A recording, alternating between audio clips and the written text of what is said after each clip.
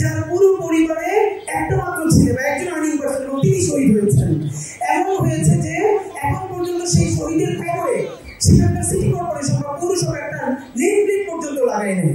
মুক্তিযুদ্ধ ভিত্তিক যে সিনেমাগুলো হয়েছে এগুলো মানুষকে জোর করে দেখাতে হয় নাই। শত্রু হয়েও জুলাই যদি বেঁচে যায় ওটাই আনন্দ। তো আমি চাইছি যে এই প্রশ্নগুলো সংস্কৃতি উপদেষ্টা মহোদয়ের কাছে যান এবং তিনি কোনো না কোনো বক্তৃতায় অ্যাড্রেস করেন, আমাকে বকাঝকা করে হলেও বলেন যে আমাদের এই কয়টা ফিল্ম রেডি হয়েছে, আমরা স্টার সিনেপ্লেক্সে দিকেও একটা কথা বলি, এই সিনেমাগুলো এরকম বানালে চলবে না যে আমরা সবাই জুলাইকে বাঁচাইতে গিয়া যে সিনেমা দেখতে ভালো লাগে না জোর করে দেখলাম না। এটাকে কমার্শিয়ালি মানে এমন করতে হবে চোরকিতে বা বায়োস্কোপে 20 টাকা 30 টাকা খরচ করে মানুষ সিনেমাটা দেখবে। মুক্তিযুদ্ধ ভিত্তিক যে সিনেমাগুলো হয়েছে এগুলো মানুষকে জোর করে দেখাতে হয় নাই। হুমায়ুন আমাদের যে দুর্দান্ত কাজগুলো হয়েছে তো এইগুলো তো মানুষ পয়সা খরচ করে সিনেমা হলে গিয়ে দেখেছে। এখন আমি বারবার সিনেমার কথা বলছি, নাটকের কথা বলছি, কারণ আপনারা জানেন, আবার আপনাদের কাছে মিনতি করে বলি, বাংলাদেশে জুলাইতে কি হয়েছে আপনারা জানেন যে আওয়ামী লীগকে নিষিদ্ধ করবার প্রোগ্রামের জন্য আমরা ইনকিলাব মঞ্চ থেকে গত 2 মাস ধরে বাংলাদেশের প্রতিটা বিভাগে গেছি, আমরা জেলায় জেলায় গেছি, শহীদদের বাড়িতে গেছি, কর্মসূচি করেছি জনসংযোগের জন্য। এমন অসংখ্য পরিবার আছে যার পুরো পরিবারে একটা মাত্র ছেলে বা একজন আর্নিং পার্সন এবং তিনি শহীদ হয়েছেন। এমন হয়েছে যে এখন পর্যন্ত সেই শহীদের খবরে সেখানকার সিটি কর্পোরেশন বা পৌরসভা একটা নেম প্লেট পর্যন্ত লাগায় নেই।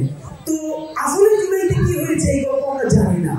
আমি যদি ডক্টর ইউনূস হতাম, আমি আপনাদেরকে বলি, এত মানুষকে তো বুঝে একটা সংস্কার লাভ নাই। আমি যেটা করতাম, ওনার ইন্টারন্যাশনাল সফট পাওয়ার সবচেয়ে বেশি, উনি যেটা করেন নাই, আমি আমেরিকায় বলে ওয়েস্টে বলে আমি 10 জন হলিউডের ডিরেক্টর বাংলাদেশে ধরে নিয়ে আসলাম যে আপনারা আগামী 1 বছর বাংলাদেশের এই যে প্রান্তিক পর্যায়ে শহীদ পরিবারগুলো তাদের কথা শুনবেন, স্টোরি রেডি করবেন।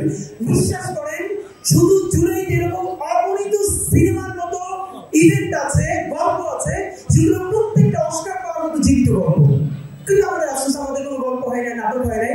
তো সাইমুমের প্রতি আমার এটাই পরামর্শ যে সাইমুম তো আসলে মানে নতুন করে পরিচয় করিয়ে দেওয়ার কিছু নাই। সাইমুম যা সে সেটাই করছে, আগে সুযোগ বন্ধ হয়ে গিয়েছিল, সে আবার কাজ করতে শুরু করেছে।